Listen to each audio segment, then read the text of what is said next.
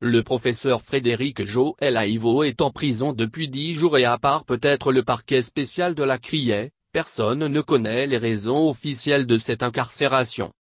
À part la version des avocats de l'opposant, personne ne connaît les raisons officielles de l'arrestation et de l'incarcération du professeur Frédéric Joël Aïvo et de ses co-accusés. L'opinion publique attend donc avec impatience la sortie du procureur spécial de la Criée pour savoir les éléments qui fondent la mise en détention de l'opposant. Le professeur Frédéric Joël Aïvo est en prison depuis 10 jours et à part peut-être le parquet spécial de la Criée, personne ne connaît les raisons officielles de cette incarcération. Pas même les avocats de la défense, à en croire M. Barnabé Bago qui répondait aux questions de FI 2 jours après la mise sous mandat de dépôt de leur client. Nous ne savons pas encore dans quel sens évolueront les accusations portées contre notre client, surtout contre le jour où il a été arrêté par la police et aujourd'hui, les chefs d'inculpation ont changé, soulignait-il. En effet, au soir de son arrestation spectaculaire le 15 avril 2021, les proches du professeur de droit constitutionnel avaient d'abord annoncé qu'il avait été arrêté pour appel à manifestation insurrectionnelle et complot contre l'autorité de l'État.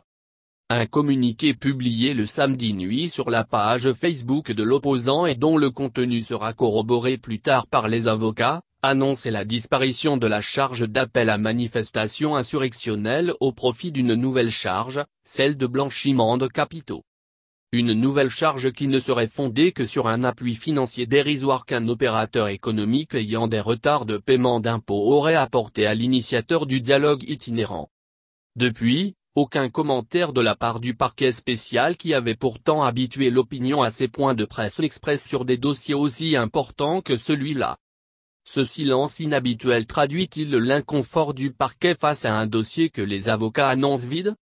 Des sources proches du dossier indiquent qu'avant de le déférer devant le procureur spécial, le commissaire de la brigade économique et financière ne l'aurait confronté à aucun fait matériel ni à aucun témoin, et que durant leur interrogatoire, les deux personnes présentées comme des militaires auraient déclaré n'avoir jamais rencontré ni parlé avec l'opposant Joël Aïvo ou M. Alain Nyon-Lonfoun, son mandataire financier. Vague d'indignation.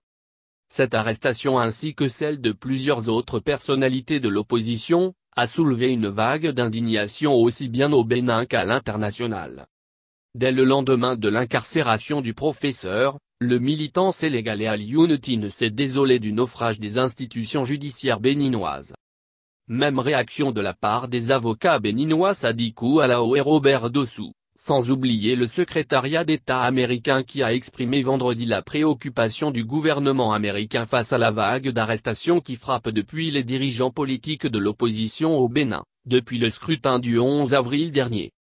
Personne ne se retrouve à répondre aux préoccupations du procureur spécial de la Criée s'il n'y a pas à tout le moins des soupçons évidents contre cette personne, et les enquêtes se poursuivent, a rétorqué le directeur de la communication de la présidence de la République, Wilfried Léandre Ouombedji, ancien journaliste au quotidien d'État La Nation.